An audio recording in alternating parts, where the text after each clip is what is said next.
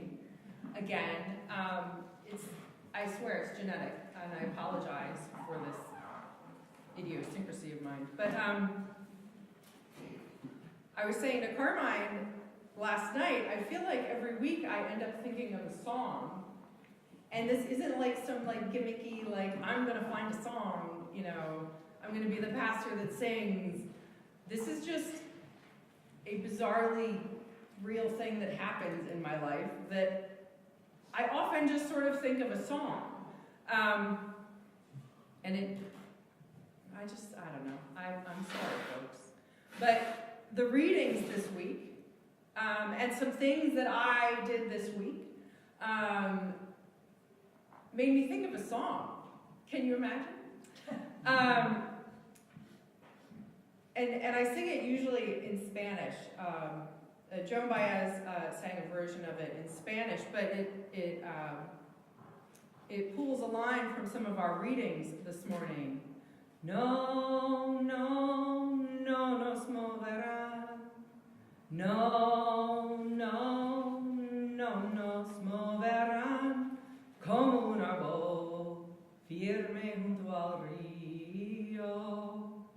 No nos moverán. We shall not be moved. We shall not be moved like a tree planted by the water. We shall not be moved. Do you guys know that song? Yep.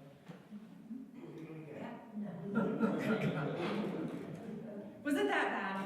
You don't want me to sing it again? You just like conducting. Yeah.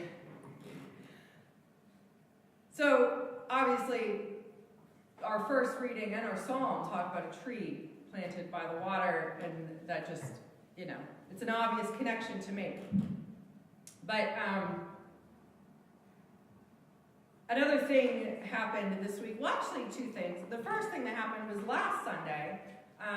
Steve Oberndorf mentioned to me a documentary he had watched that I didn't write the name down of, but I know who it was about.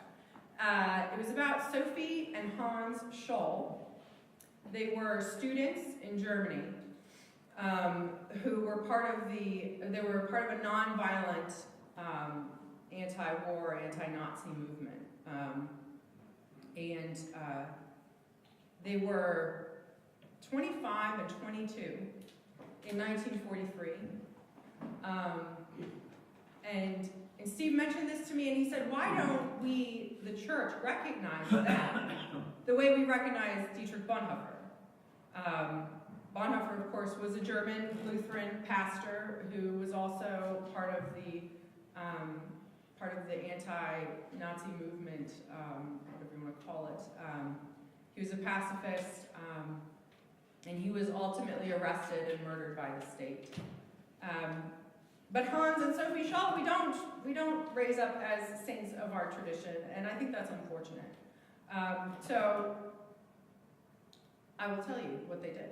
They distributed pamphlets, leaflets, flyers, something, paper. They distributed paper that said, you know, maybe we shouldn't be doing the things we're doing.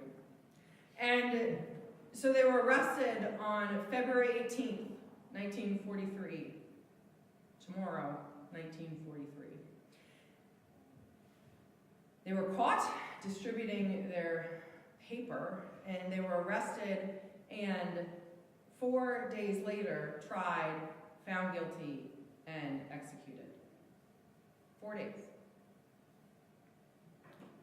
Hans and Sophie Scholl are certainly saints of the church. They did what they did out of a religious conviction because they were Christians and because of the gospel. They felt called to speak out against violence and hate.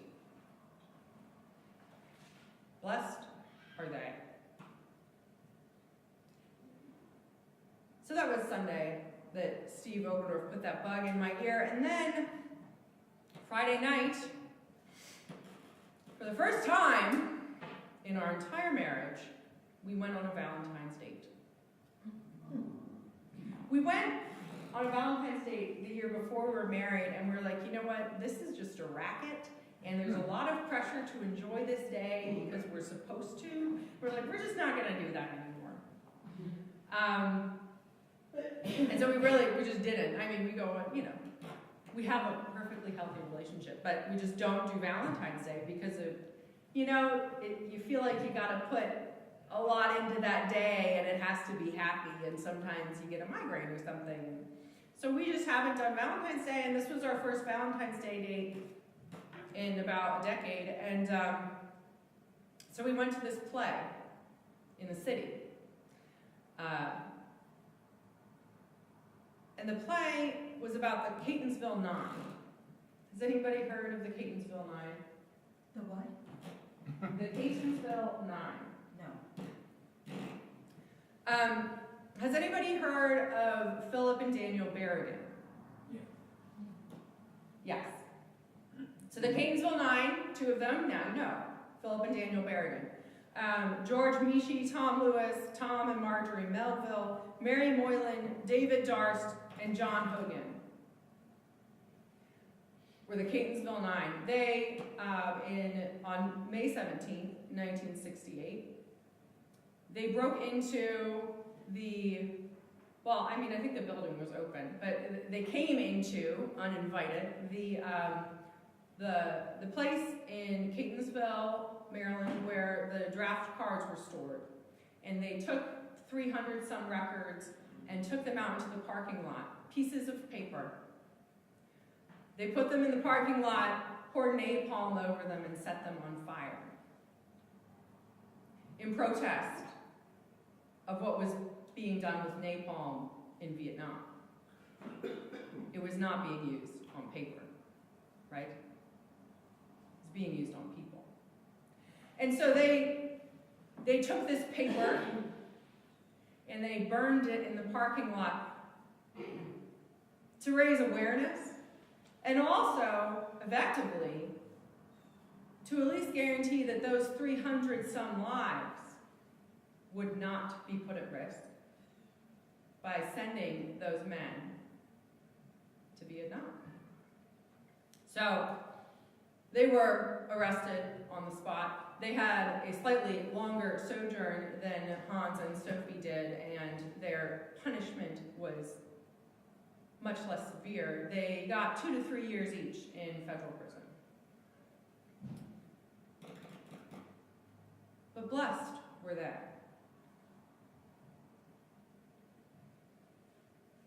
I don't have much more of a sermon today.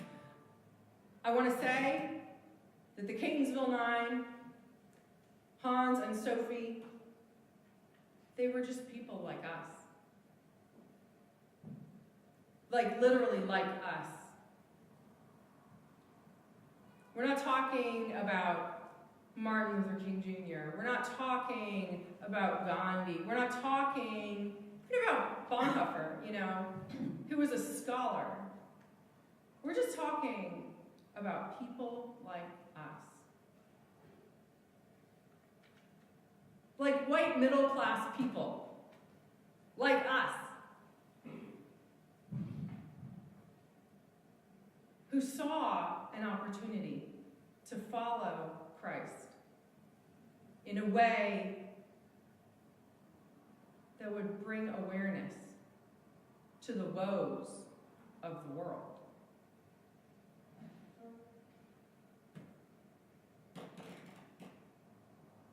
The play was fantastic. I think it's just called The Trial of the Catonsville Nine. If you have an opportunity to go see it, I highly recommend it. And by the end, I was weeping.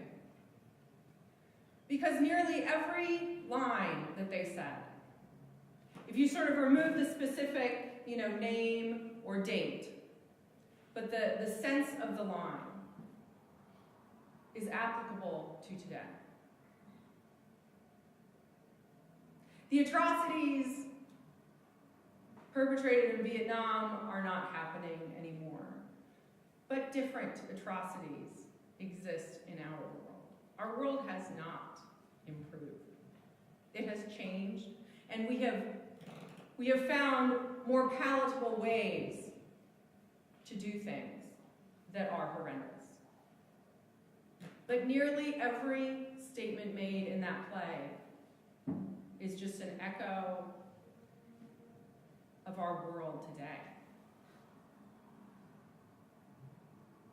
And so by the end of the play, I was weeping because it's just overwhelming. It's overwhelming to consider the unbelievable commitment and courage of people who are so convicted in their call, their baptismal vocation, that they risk prison, they risk their reputations, they risk greatly. In the case of Han and Sophie Schaal, they risked and lost their lives.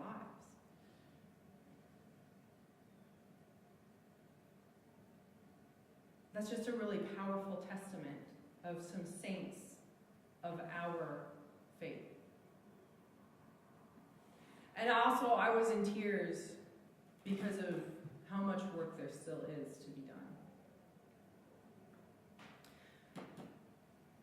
The last line of the play is based on the transcripts of the trial, and so it's sort of, the trial just sort of plays out in front of you, and so the end of the play is the sentence, the sentencing. And then the last line is from Daniel Berrigan. And this is what he says. We would simply like to thank the court and the prosecution. We agree that this is the greatest day of our lives.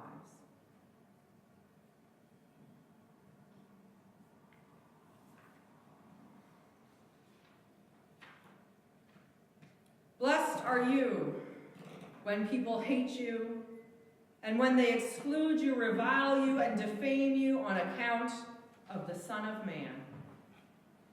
Rejoice in that day and leap for joy. For surely your reward is great in heaven. For that is what we do to profit.